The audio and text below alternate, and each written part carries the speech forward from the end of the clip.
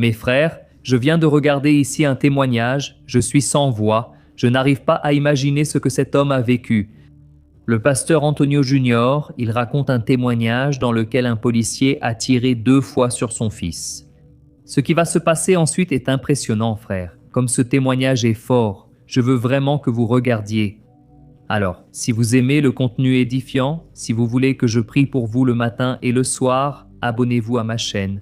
D'accord, regarde ce témoignage et ensuite raconte-moi dans les commentaires ce que Dieu t'a dit.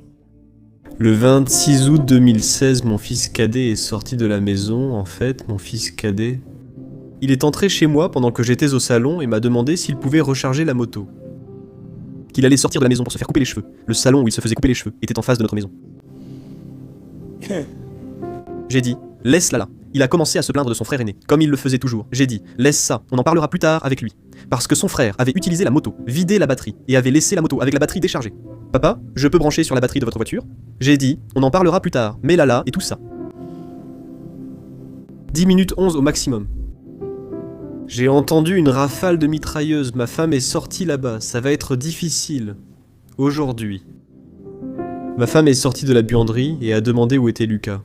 J'ai répondu qu'il venait de partir se faire couper les cheveux. Tu as entendu les coups de feu? Oui, j'ai entendu. Lorsqu'elle a terminé, elle est repartie à son point de départ.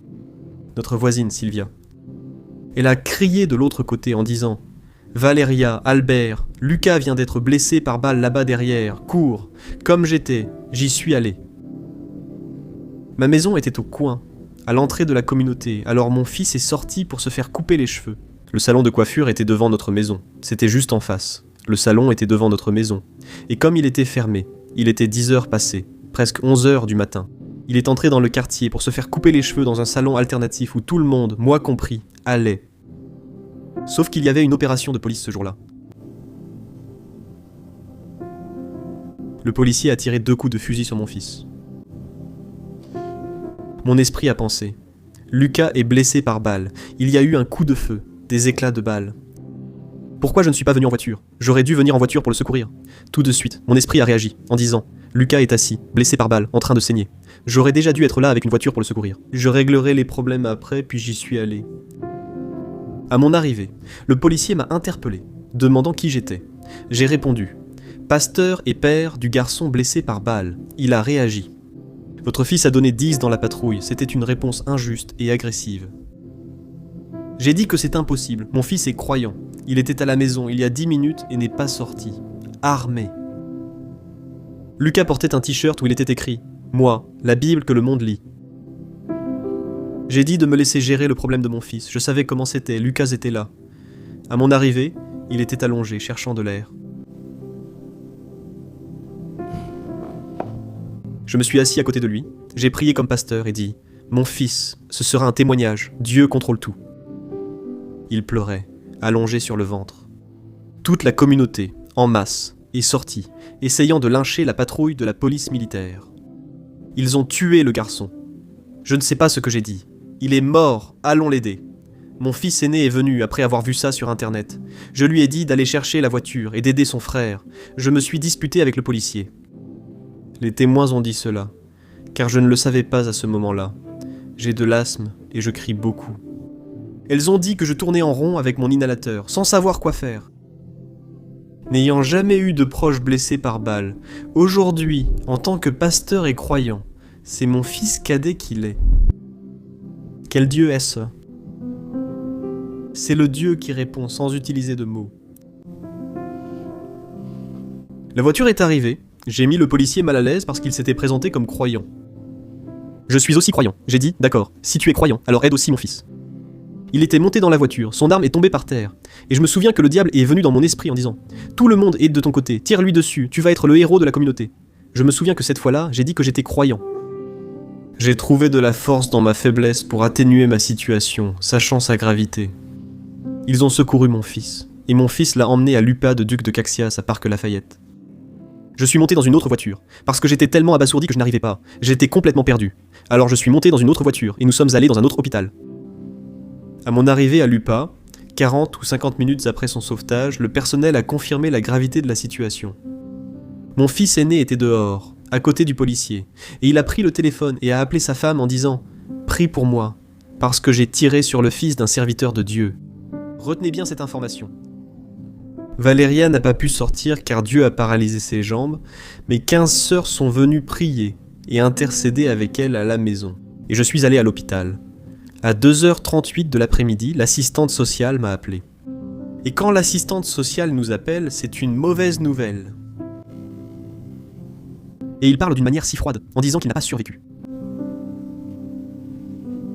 Le sol s'est dérobé sous mes pieds car mon fils n'a jamais bu de bière. Et il n'a jamais passé une nuit hors de la maison. Il ne mangeait jamais sans haricots.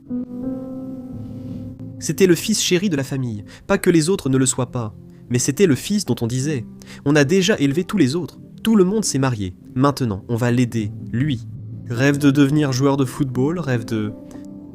On constate une grande limitation. Au début, au ministère, tout est difficile. À chaque anniversaire de Lucas, on n'y arrivait pas, car il était né le 12 décembre. Et pour les itinérants, décembre, c'est la galère. Comment vais-je faire ? Comment vais-je lui dire ? Mon beau-frère m'a attrapé. J'ai refusé les médicaments, voulant rester lucide et rentrer chez moi pour lui parler. Je suis allé de Parc Lafayette à la maison en réfléchissant à ce que je dirais. En ouvrant la porte, elle priait. Elle a demandé « Où est Lucas ?» J'ai répondu « Dieu a pris notre prince. » Elle s'est évanouie. Je n'avais jamais vu ma femme s'évanouir. Je dois me ressaisir. Je suis allé au commissariat. La DHBF est venue car c'est passé aux infos et dans tous les journaux. Fils du pasteur, j'ai dû aller au commissariat. Là, ce n'était plus le pasteur ou le croyant, mais le père. J'ai eu une altercation avec un policier, donné ma déposition. Puis je suis rentré à 22h. Parce que, pour ceux qui ne savent pas, comment cela s'est-il passé ? Lucas est venu se faire couper les cheveux. Les policiers étaient là depuis 6h du matin. Ils étaient en planque, c'est un terme utilisé par la police. Ils étaient dans l'annexe de l'église, d'une église qui était une église catholique, dans un projet social qui existait là-bas. Cachés, observant les mouvements de la communauté. Quand Lucas est arrivé, les policiers ont enlevé la boîte aux lettres et placé le fusil. Parce qu'à ce moment-là, il n'y avait rien. La communauté n'offrait aucune résistance. Il n'y avait aucun trafiquant. Il n'y avait rien. À son arrivée, Lucas a trouvé le salon plein et est resté dehors avec d'autres garçons non toxicomanes. Les gars ont alors tiré à la mitrailleuse. Une balle a touché Lucas au bras. Les garçons sont entrés dans le salon. Lucas a couru chez lui. Sauf que la balle reçue au bras, fracture ouverte. Alors il s'est évanoui. Il a crié au secours. Alors la femme, alors elle est sortie. Une jeune fille là-bas, qui est voisine, qui nous connaît depuis qu'on est petit, est sortie de chez elle. Parce que dans la communauté, quand il y a des coups de feu, personne ne rentre, tout le monde sort. Alors elle est sortie pour savoir qui avait été blessé par balle. Elle a vu que c'était Lucas. Alors elle a pris Lucas dans ses bras pour le ramener à l'intérieur, pour l'aider. Le policier est sorti, a maîtrisé la femme et a menacé. « Lâche-le, ou je te colle une balle en pleine figure. » Il a ensuite tiré une autre balle dans le ventre de mon fils.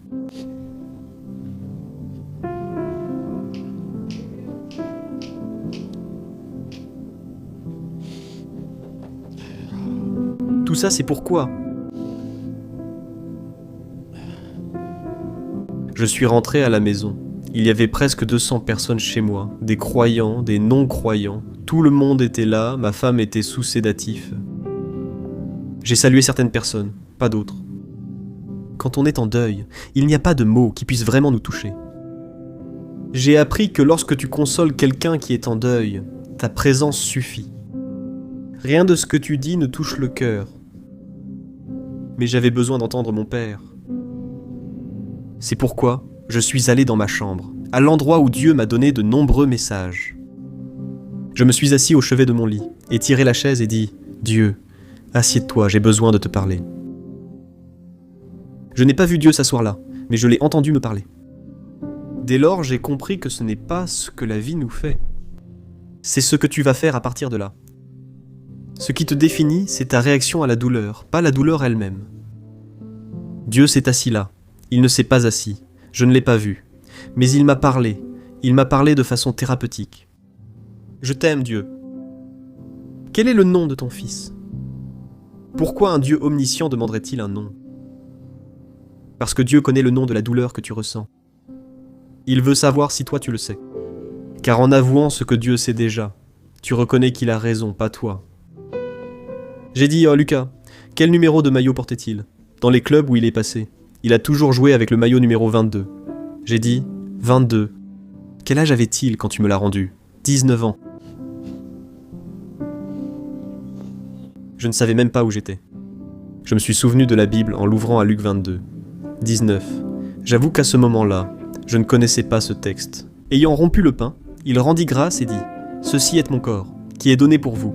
Mangez-en tous. » À la fermeture de la Bible, le Saint-Esprit a touché mon cœur en disant « C'est la vie, pour la vie. » Tu ne connaîtras jamais la valeur d'une âme si tu ne sais pas la douleur d'en perdre une. Oui. Tu es prêt à entendre ça, ici? Le Saint-Esprit a parlé à mon cœur, disant « Soit tu sors par cette porte pour être une victime, un activiste, rester devant le commissariat, essayer de récupérer et de ressusciter ce qui ne reviendra pas. Tu sors pour être un exemple. Ce n'est pas le niveau de la douleur que tu ressens, c'est ce que tu fais avec elle. Parce que si tu laisses la douleur te tuer petit à petit, tu n'as rien compris au dessein de Dieu à travers la douleur que tu ressens. Prends cette douleur et transforme-la en force, parce que là, oui, tu vas découvrir ce qu'est vraiment la force de la faiblesse. J'ai pris ma douleur, j'ai jugé mes larmes, et je suis allé embrasser ma femme en disant « Je vais être un exemple, je vais être une référence, je vais être une référence, je vais être une référence. » J'ai fait le pire culte funèbre de toute mon histoire. Jorginho et les gens étaient présents, mais j'avais besoin d'être un exemple, et Dieu m'a donné un signe. Devant le cercueil, les jeunes ont accepté Jésus. Le Seigneur m'a parlé. Les gens ne savent pas que tu es prophète. Elle sait que tu es prédicateur, elle sait que tu es croyant, mais elle ne sait pas que tu es prophète, surtout là où tu habites. J'ai vécu mon deuil. 5 ou 6 jours plus tard, je marchais dans la favela. Et j'ai découvert qu'au milieu de ma favela, dans la communauté où je vivais, il y avait beaucoup d'enfants désœuvrés qui ouvraient des barricades pour les trafiquants, qui étaient endoctrinés par des criminels. Ma femme peut en témoigner. J'ai élaboré une stratégie. J'achetais du guaravita et des biscuits fofura, équivalent des fandangos, puis j'emmenais ces enfants chez moi. Et nous avions déjà un groupe de prière avant Lucas. J'ai dit ça, alors nous avons continué à faire le groupe de prière. Ces enfants ont commencé à y aller. C'était en août, puis en septembre, le 22 septembre, j'ai organisé une croisade et installé une immense scène à l'endroit où mon fils a été tué, sur la tache de sang. Jésus a sauvé 20 personnes de la communauté. J'ai commencé à évangéliser les enfants, et j'ai dit, j'ai une idée, je vais organiser une fête pour les enfants ici, le jour des enfants approche, et je vais faire une fête pour eux. J'ai pris toutes les économies que j'avais, j'ai investi dans ces jeux gonflables, qui coûtent très cher. J'ai organisé une fête gigantesque, et lors de cette fête, 50 enfants ont accepté Jésus. Ça va s'améliorer maintenant, parce que Noël est arrivé, et j'ai dit que j'allais donner 100 vélos à la communauté, mais je n'ai pas réussi à en donner 100. Voilà pourquoi je te dis que tu ne peux pas garder tes secrets. Je suis allé prêcher dans une église, dans une congrégation d'un ministère ici, à Rio de Janeiro. Il y avait 14 personnes dans l'église. Pas de jugement, il n'y avait personne, sauf ceux que Dieu a amenés là pour parrainer mon projet. Parfois, il n'y a personne, sauf la personne clé qui soutient ton projet. Regarde quelqu'un à côté de toi et dis-lui « Pourquoi as-tu besoin de raconter ce que tu rêves ?» Dis-lui, parce que tu ne sais pas à qui tu es en train de raconter. Parce que tu as un rêve et parfois, celui qui t'écoute a une ressource. Et quand le rêve et la ressource se rejoignent, cela devient un projet. Voilà, tu restes avec cette fierté de dire « Je ne vais pas raconter, parce que quelqu'un peut être jaloux et me devancer. » Non, ce qui est à toi, mon frère, personne ne va le prendre. C'est à toi, et c'est tout, ce sera avec toi. En racontant devant 14 personnes, un entrepreneur s'est levé. « Je donne 100 vélos, vous ne vous rendez pas compte. » Il n'a pas pu tenir sa promesse. Nous avons donné 56 vélos parce qu'il a eu un problème et n'a pas pu. Mais nous avons donné 56 vélos, et tous les enfants qui recevaient un vélo, c'était pour les enfants qui en avaient besoin. En fait, notre communauté est très limitée. Les gens n'ont pas d'endroit pour faire leurs besoins. Je parle de Rio de Janeiro. Toi qui n'habites pas à la Baixada, qui va prendre la Linha Vermelha, tu vas passer par là. Quand tu prends la Linha Vermelha, regarde sur ta gauche, tu verras que c'est notre communauté, des baraques en bois. Alors, on a commencé à sélectionner les enfants qui n'avaient vraiment pas de ressources pour faire ça, et on leur a donné. Maintenant, imagine la joie d'un enfant qui n'a même pas où faire ses besoins, et qui reçoit un nouveau vélo à la maison. Jésus en a sauvé 50 de plus. Et aujourd'hui, nous sommes un projet social. Le nom du projet est Lucas 22, 19. Il y a combien d'enfants? Combien d'enfants? Parle plus fort. Combien d'enfants? Le meilleur reste à venir. Tu ignores ce que ta douleur peut causer. Le mieux, c'est que le trafic de drogue n'a plus la même intensité maintenant. Il s'est effondré. Calme-toi, calme-toi, n'applaudis pas, c'est mieux. Parce que les enfants qui étaient des pièces de rechange, maintenant ils sont là.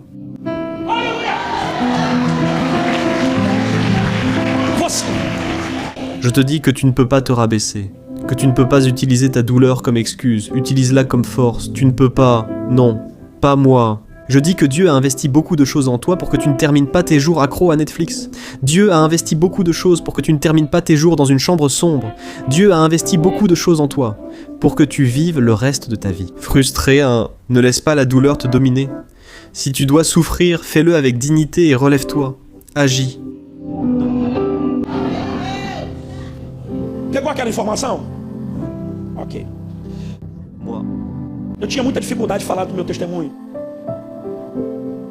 Porque o testemunho rodou o mundo inteiro. E as pessoas diziam para mim assim, teu testemunho é uma bênção. Como é que pode ser uma bênção se foi eu que perdi? Quer dizer, a dor é minha, a alegria é sua. Não se parece com alguém que teve que ser moído? Parce que quelqu'un doit être broyé et Dieu ne meurt pas. Qui n'a pas les épaules? Dieu t'a préparé à vivre ce que tu vis maintenant, car il ne t'éprouvera jamais pour te perdre. Cette épreuve est en train de te faire mûrir. Vous êtes là, alors écoutez ceci. J'avais besoin de travailler sur ce côté de moi. Un jour, l'avocat m'a appelé en disant « Appelle le commissariat pour savoir où en est l'enquête, parce qu'elle n'a toujours pas été ouverte. » Et en fait, 2 ans se sont déjà écoulés. C'était en 2018. Et je suis allé au commissariat et j'ai dit « Mets une tenue comme pour aller à l'église, parce qu'ils respectent ça. » J'y suis allé habillé comme pour aller à l'église. Quand je suis arrivé là-bas, il y avait le numéro de l'enquête, le nom de mon fils. J'ai attendu, et je suis resté 1 heure à attendre.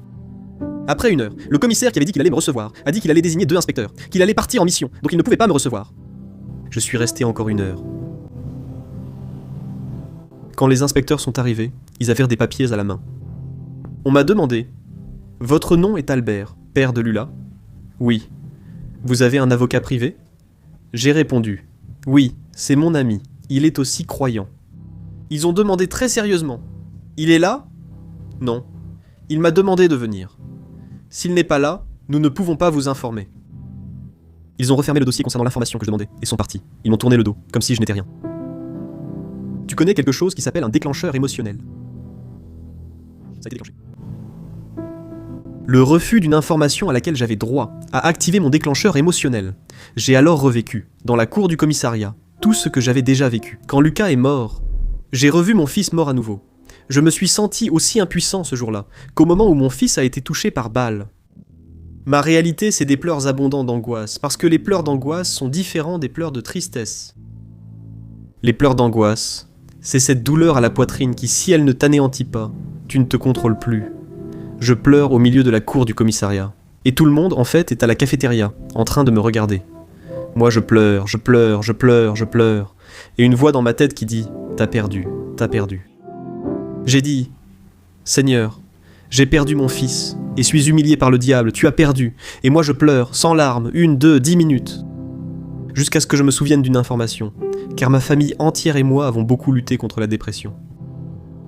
Les neurosciences affirment que la gratitude est le meilleur remède contre la dépression. J'ai dit, Seigneur, au lieu de questionner, je vais remercier. Et j'ai chanté. Nous voulons élever ton nom et te remercier pour ton œuvre dans nos vies. Nous avons confiance en ton amour infini.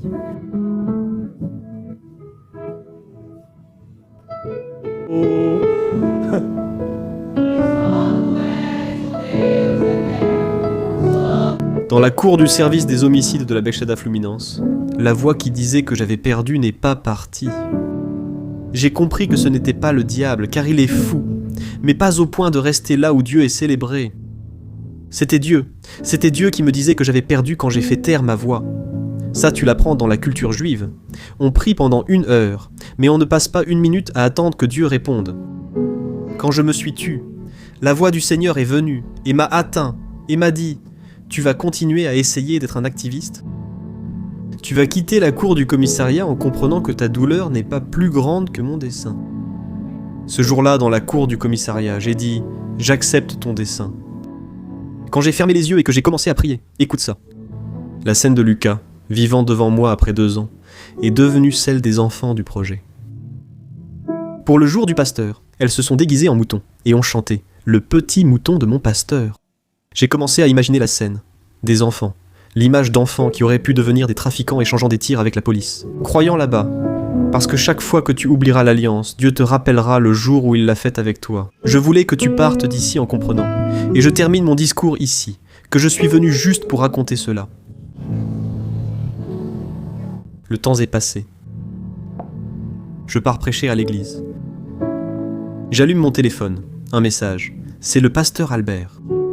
J'ai dit « Oui, paix du Seigneur, que Dieu vous bénisse. » Ici, missionnaire un tel de l'église Bertana, quartier Tsiclano, pasteur une telle. Je sais qui a tué votre fils. J'ai envoyé, ma sœur. Je ne veux plus entendre parler de cette histoire. Cette affaire s'est réglée, car ma famille et moi avons résolu le problème. Nous n'irons plus en justice puisqu'il est impossible de récupérer mon fils. Je ne veux plus rien résoudre. Je suis allé à l'église, j'avais ça en tête. J'ai éteint le téléphone, mis en mode avion, je suis allé prêcher. Et quand j'ai fini de prêcher, il y avait 10 appels d'un autre numéro et ce n'était pas du spam. Par politesse, pensant qu'il s'agissait d'un problème, j'ai rappelé. Qui était-ce ? Une femme. C'est le pasteur Albert. Oui, paix du Seigneur, c'est la missionnaire Foulana qui vous parlait. Je suis l'épouse du policier qui a tué votre fils. Je vous ai appelé, au nom de ma famille, pour demander pardon.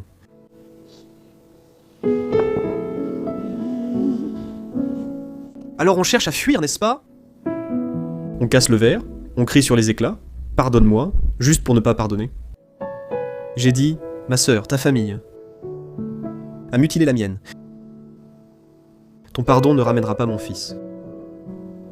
Mais le problème c'est que si je ne te pardonne pas, je vais te garder pour toujours dans ma tête. Et comme j'ai compris que le but de Dieu est bien plus grand que la douleur que je ressens, dis à ton mari que je lui pardonne et que je ne le poursuivrai plus jamais en justice. Você sabe? Tu fais comme ça. Des aspects de ma vie étaient bloqués. Dieu les a débloqués. Parce que probablement Dieu ne m'a pas amené ici pour raconter mon témoignage. Dieu m'a amené ici pour te parler du pouvoir du pardon. Sais-tu pourquoi cette jeune femme a pu reconcevoir ? Ce n'était pas son utérus qui était stérile, mais son esprit. Un esprit stérile empêche l'utérus d'enfanter. Tu sais pourquoi les victoires et bénédictions manquent ? Parce que notre esprit est stérile. À Capharnaüm, quand Jésus a vu le paralytique descendre du toit, la première chose qu'il a faite, c'est de pardonner ses péchés. Parce que ça ne sert à rien que Jésus guérisse l'infirmité, si l'âme reste infirme. Il doit donc d'abord traiter l'infirmité de l'âme, puis guérir le corps physique. Quand Anne est allée prier avec l'amertume dans l'âme, elle a prié. Donc, le problème d'Anne était la loi de la stérilité. C'était l'amertume, parce qu'on s'occupe de l'utérus, mais pas de l'amertume. Samuel est né dans l'amertume. Il n'était pas la vengeance, mais la réponse.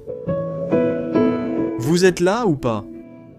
Tu ne sais pas à quel point le pardon est libérateur. Tu ne sais pas comment le pardon délie. On t'a déjà fait du mal. On t'a déjà maltraité. Tu as déjà perdu. Tu t'es déjà fait avoir. Alors pardonne. Libère. C'est déjà arrivé. C'est fini. Tu vas continuer à ramener ton passé dans ton présent jusqu'à quand ? En réalité, tu libères la personne qui t'a blessé. La personne qui t'a fait du mal. Elle vit sa vie. Elle a déjà fondé une famille. Elle habite déjà dans un autre état. Elle a déjà évolué. Et toi, tu es là, bloqué, prise dans un sentiment dont Dieu t'a déjà dit de te libérer.